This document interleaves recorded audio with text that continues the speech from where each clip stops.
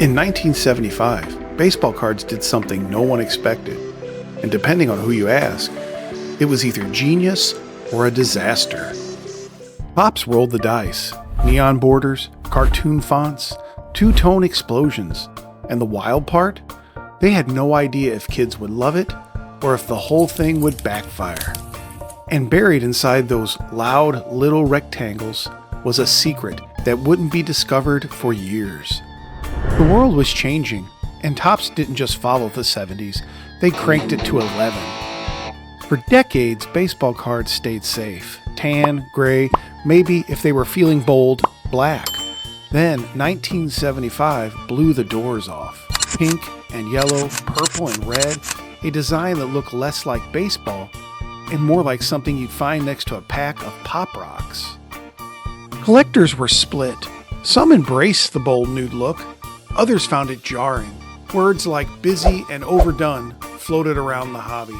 And there was a sense that 1975 might have been a step too far. TOPPS didn't address any of it, they just kept printing, and what followed made the design impossible to ignore. Because hidden inside those rainbow borders were the faces of baseball's future. Names no one realized they were holding. George Brett, Robin Yount, Gary Carter, Jim Rice, Keith Hernandez, and Fred Lynn. A rookie lineup so stacked you could build a franchise on it. And suddenly, collectors didn't care how bright the borders were. They were just trying to pull that George Brett. And that was just the rookies.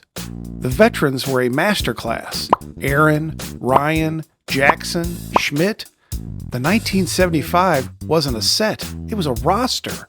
But here's the twist. The same bright borders that made the cards unforgettable made them unforgiving. Microscopic chips? They looked like craters. Slight centering? It looked like a carnival mirror. But those flaws didn't ruin the set, they defined it. A perfect 1975 TOPPS George Brett is so rare, it almost feels mythical. Imperfection became the set's identity. And the grading numbers prove it. The George Brett rookie, one of the most iconic cards of that decade, has only a tiny handful of PSA 10s in existence. The bright borders, the centering issues, the chipping, they wrecked most copies right out of the pack. And it wasn't just Brett. Yount, Carter, Lynn, even common cards from 1975 have shockingly low gem mint rates. Collectors sometimes call 1975 one of the toughest runs of the entire 70s to grade. Not because the cards were rare, but because perfect cards were. And just when collectors thought the cards from 1975 couldn't get any stranger, TOPPS made a smaller version. Literally, in a quiet, limited test release, only in Michigan and the West Coast, TOPPS rolled out the 1975 Mini. Same design, same players, just trimmed down. Why go smaller?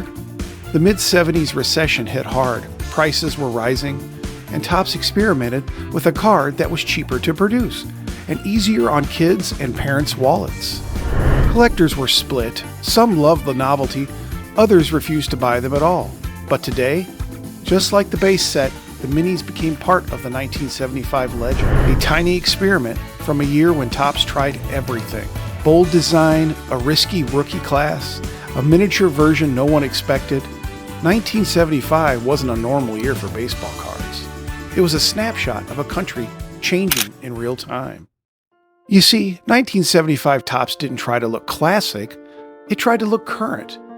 It wasn't a baseball card set, it was much more a time capsule.